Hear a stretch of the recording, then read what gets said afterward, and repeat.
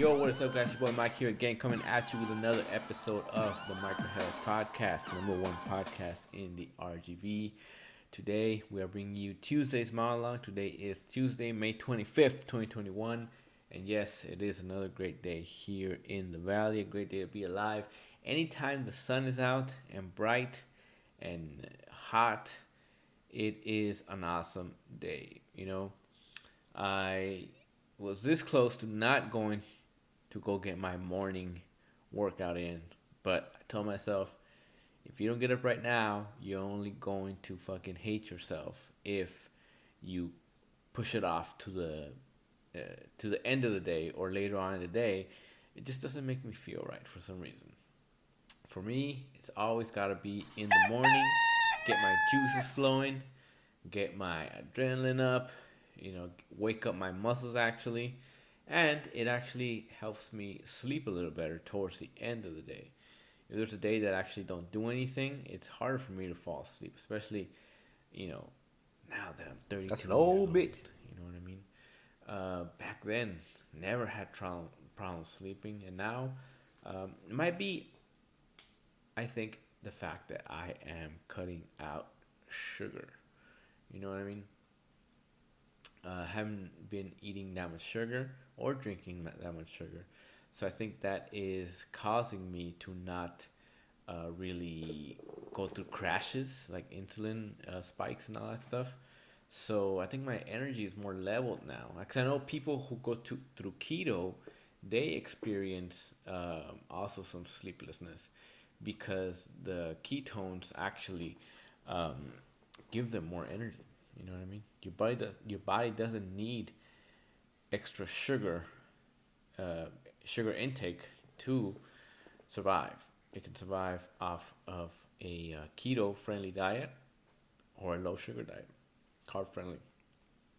But yeah, man, how's everybody doing? Hope everybody had a nice Monday. The news today is pretty slow. You know what I mean? It wasn't too exciting anything. I saw John Cena had to apologize to China for calling Taiwan. Apparently, China doesn't like that people, especially who they do business with, to refer to Chinese Taipei, I think that's what they call it, as Taiwan. They have this whole thing going on where they're fighting for independence. I talked about it yesterday, and John Cena today looking like a little bitch, apologizing to China. You know what I mean? I don't know what they told him. Maybe they threatened his family. If they threaten his family, then I understand that you have to do what you have to do, but he doesn't have any kids, so I don't know, right? That was the whole deal with that show. My wife used to watch, the John Cena and that wrestler, the girl that didn't want to. He didn't want to, I guess, be with her because she wanted kids and he didn't. Whatever. Anyways, John Cena proving that he is just another cuck for the socialist and the communist in China, because China owns everything now. They own Disney, they own all the technology companies, they own TikTok. You know what I mean? And let's face it, everybody is on TikTok now, and they are spying through our phone, to I don't know, gather intelligence or some shit. But anyways, I thought that was pretty embarrassing. You know what I mean? Because the whole thing that I have is just speak your truth and don't apologize. You know what I mean? It is what it is, and what you said is what you said, and we're gonna leave it at that. If there's something that offended somebody, then I'll apologize to that person personally, but I will not issue a broad apology. You know what I mean? And I'm just talking. I'm not talking about myself, but I'm hypothetically speaking, right? Because all these comedians, right? They or actors are being canceled for stuff that they said in the past. Kevin Hart, Louis C.K., John Cena was about to be canceled, right? From so I'm thinking it's just China fucking with everybody now. I think China is actually the ones that are canceling people. You know what I mean? They're destroying people's platforms. They're destroying the, freedom of speech, right? They're getting used to people not being able to say what they want to say because they're afraid of getting canceled.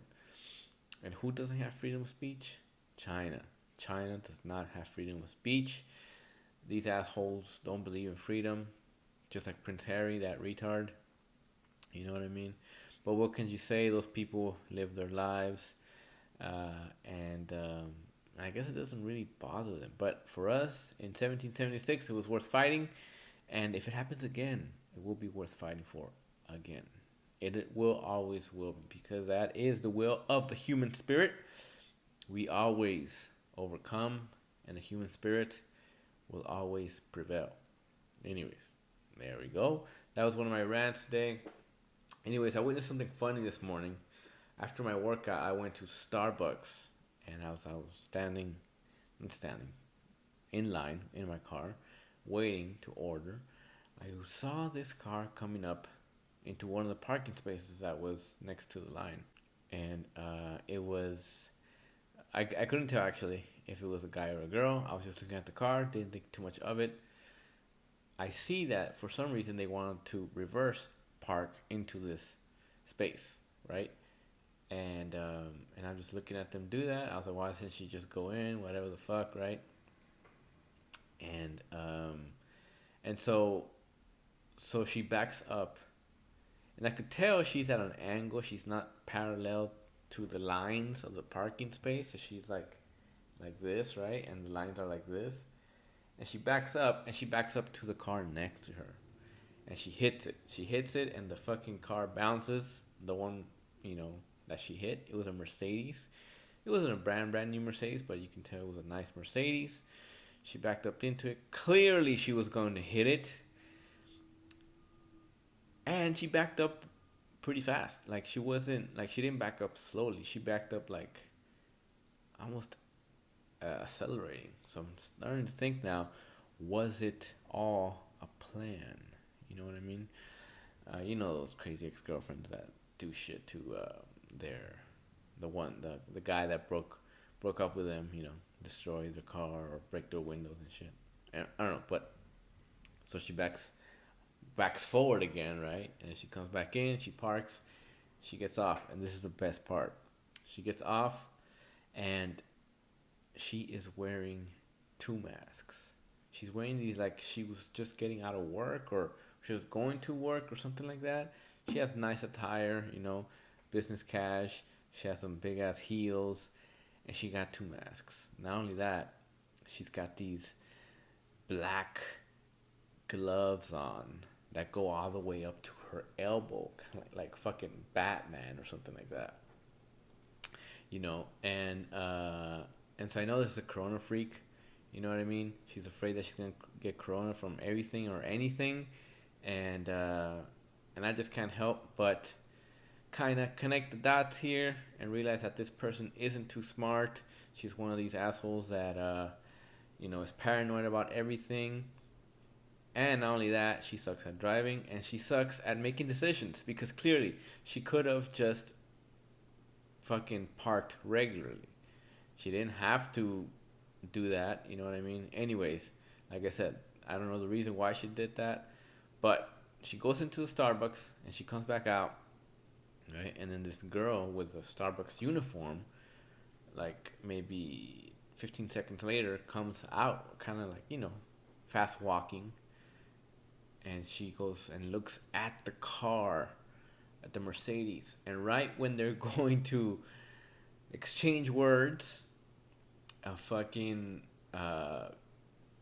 18, not 18 wheeler, but like a smaller one, gets right in front of my field of vision, and I can't see or hear anything because the damn truck is so loud, and they're kind of far away. So I couldn't hear what she was saying. I couldn't see them. And then after that, it was my turn to order. So after that, I lose sight. And then I order it, and then I forgot that had happened. So then I just drove away. Anyway, so I thought that was pretty funny. You know what I mean? I've never really hit a car like that before in the past. I've hit a trash can, you know what I mean? But that's because the trash can was really close to the parking garage where I was at. So the space was kind of tight, and my car was really low, you know what I mean? And you know how it says objects may appear closer than they really are? I didn't really think that was true until it was, and I got a little dent in my back bumper.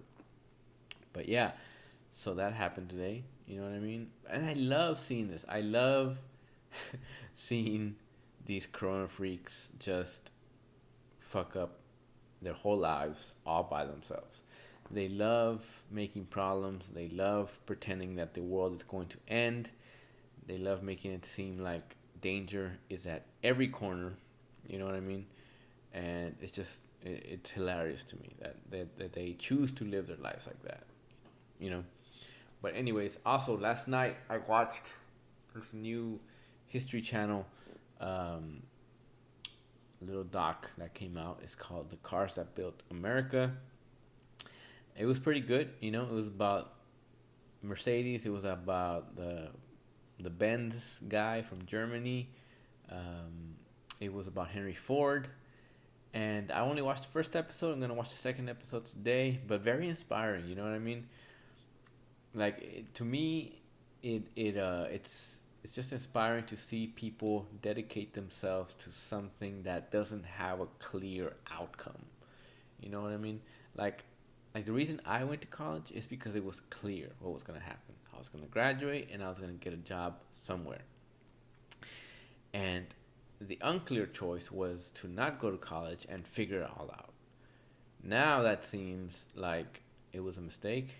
I should have figured stuff out because if you go to college, I think you only prolong your childhood. You only prolong reality, you know, and then you get yourself into debt, and then you don't know how to really function as a human being, and then you're unnecessarily proud of some stupid degree that really anybody could have gotten, you know, but for some reason you feel like you made it, you know, and you're smarter than other people, and now looking back at it, you know, I think if I had the foresight that I do now, I could have gone back in time and maybe just moved to like another city and just figured stuff out like that.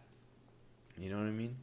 Um, I don't know. Just keep it interesting. You know, instead of wasting 5 years I was in college. You know, fucking around there with classes and books and bullshit, right? I was thinking, well, then you wouldn't have learned all the health stuff you learned, you know. But I now I read stuff that I want to read, so I'm wondering if I would have discovered that passion before if I hadn't gone to school, because school only forces you to read stuff that you don't want to read, right? And every now and then now I pick up books that seem good and then end up sucking, so I stop reading them. But for the most part, every book that I read is a recommended book, so I end up enjoying it. And so far, since like a year ago, I've read like 70 books, you know what I mean, just with that little formula right there. If I like it, I'll keep on reading it or listen to it, and that's it. And I listen to what I want to listen to, what I want to learn, you know. So maybe I would have learned how to learn better if I hadn't gone to school, to college. You know what I mean?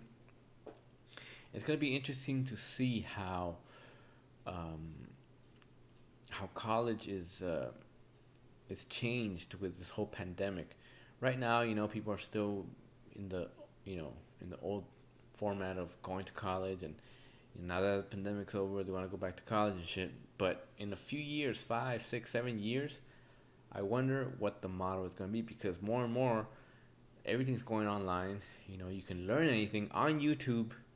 You know, YouTube University. You can learn anything, literally, like on the internet. So there's no more taking these stupid classes that you don't need anymore. You know, if you want to learn about philosophy, then that's your prerogative. You know, you can learn about that on your own. You know, You don't need to learn about kinesiology. I remember how much did I pay for that stupid class? Kinesiology. I must have paid $1,500, or even more at A&M. You know what I mean? And for what? Like that. I literally learned nothing in that class. You know. But anyways, so yeah, so that was my Monday. Again, went to go work out, so that was pretty good. And then we'll see what else happens today. You know what I mean? Let me know what you guys are up to. It is another, like I said, beautiful Tuesday, another beautiful day here. We're getting closer and closer to summer. And I don't know if you guys saw also Dan Crenshaw, the congressman from Houston. He is having a 4th of July um, party. And it lands on a Saturday, so that's going to be fun. I haven't looked if there's tickets or not available still, but it sounds like fun, and I'll let you guys know if I end up buying tickets, because it looks like it's gonna be like in this giant like water pool resort type of deal, and he said it was gonna be like a festival or something like that.